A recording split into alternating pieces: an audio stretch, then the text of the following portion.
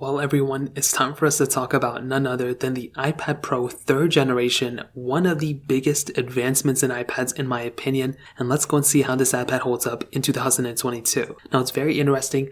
This is pretty much my go-to iPad. I own several different iPads, including newer ones, but this is my go-to one, the one that I use pretty much for everything. And the main reason for that is because it works completely as I expected it to work, and everything is already preloaded into this, so I don't feel like switching over to another iPad. And when I look at this iPad and I look at every single other iPad Apple has made since then, including the M1 iPad Pros, I am so shocked to see how great of a job Apple did with this device, and I just really don't see any need to recommend something above this thing even now. When you look at the price per dollar, when you look at the ratio, if you will, that this thing has going for it, well, for as much money you're spending on it over how much value you're getting, this is by far one of Apple's best choices of making an iPad. Now, this thing came out in 2018, so we're approaching, 4 years old into this life cycle. And when I look at this iPad, it doesn't look like the newest thing on the back, but on the front, Apple really hasn't changed up this design too much.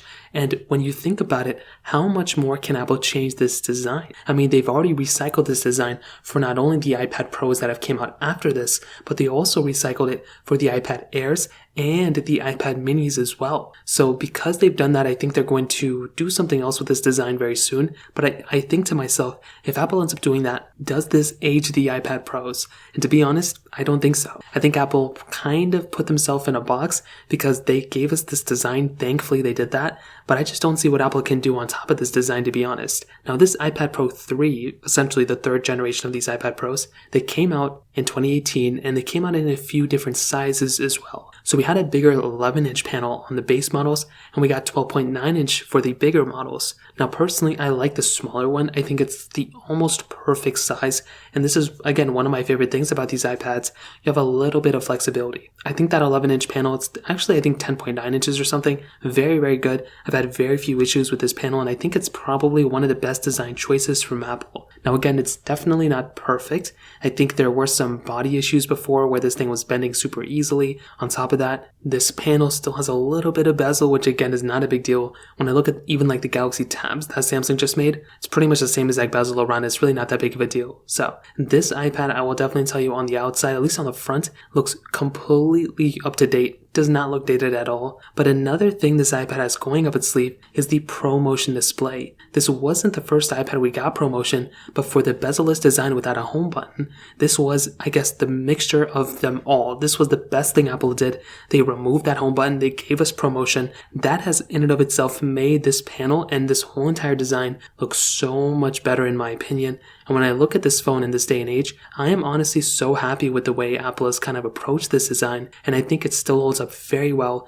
The ProMotion display with that high resolution looks extremely beautiful. And when I look at the future of this specific device, I'm just so happy about it because I cannot wait until Apple makes that next generation where they maybe give us a way higher resolution and way higher, refresh rate as well. Now, this was also one of the first iPads we got USB Type-C in. So this thing was also pretty crazy. Not only did they give us a new design, they also gave us a new port on the bottom. It still retained that headphone jack, which was nice, but having USB Type-C port on this type of iPad was beautiful, and I think that was also another big change, and that happened with this iPad. On top of that, the back of this thing was completely flat with the flat sides. Some could say that the iPhone 12s kind of got their design from this thing, but this thing kind of got their designs from like the iPhone 4 and the iPhone 5. So again, there's a little bit of leeway there too. But this thing, in this day and age, holds up extremely, extremely well. This thing, in my opinion, from a design standpoint, probably holds up just as well as like a 2016 MacBook Pro. Now, what do I mean by that? Well, when you look at that 2016 MacBook Pro, it definitely doesn't look as old as what it should be. I mean, that's a 6-year-old MacBook,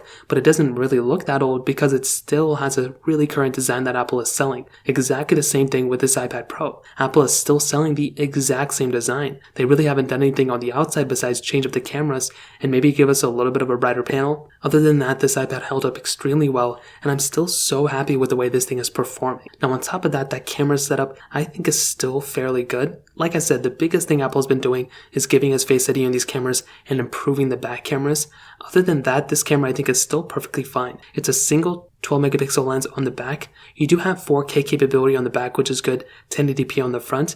And I will definitely say for a majority of the things I've ever done with this specific camera, it's held up extremely well. Now, what do I mean by that? Well, I'm not using this camera for pretty much anything crazy. I'm doing basic video, on this thing if I ever need to. For example, this is a very rare example, but every once a year or twice a year when I use this camera, it's usually for certain battery tests. So if I'm doing a battery test of some sort, I'm relatively using this type of phone for or this type of iPad to record that type of footage because all my phones are being used for battery tests and I don't really have access to them. So by having an iPad there, it's really convenient. If you're ever needing to do FaceTime calls or video calls or anything like that, this thing has you covered. And I think that's another really big advantage for this iPad is the capability behind that camera. Again, it's not replacing anybody's camera anytime soon, but it is a, iPhone 10 or pretty much as close as an iPhone 10 or camera you can get, which is not that dated. So in terms of camera, thumbs up for me for sure. And in terms of software, this is another really big example of this type of device.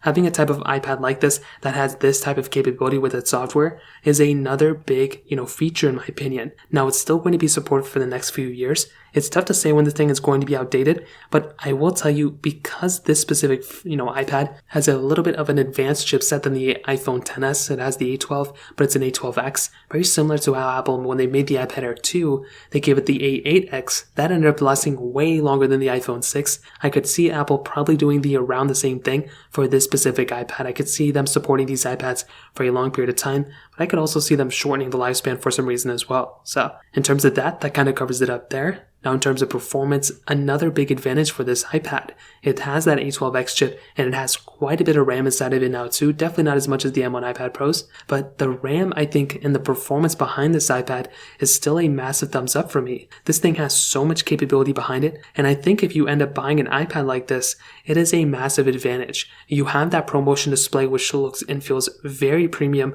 but on top of that you have other things behind this iPad as well. This includes not only the build quality, but also the fact that this thing's still supported with applications. It's still going to get software support. So this thing is only getting better and better throughout time. And with all the leaks and rumors about iOS 16, it looks like this iPad could end up being one of those iPads that gets some of the most amazing features, including drag and drop windows and so many other things like that. We're going to find out about this tomorrow, but it's still pretty insane to me that Apple made an iPad like this that performs this well. So I will also say the battery life has been very good on this iPad too. Usually I will charge it, use it for a few days, and then it'll just die and I'll recharge it maybe like a week or two later. I don't really use an iPad every day, but when I do, it is one of these iPads. It's usually an iPad Pro 4th generation or 3rd gen. It's usually an iPad Pro 3rd generation. So when it comes down to it, I will definitely tell you this iPad is still completely worth it in 2022. I think it's an amazing machine. I think these iPads, Apple did too good of a job personally. I think they just killed it. And I think if you're planning on buying an iPad in 2022, you can't really go wrong with this type of machine.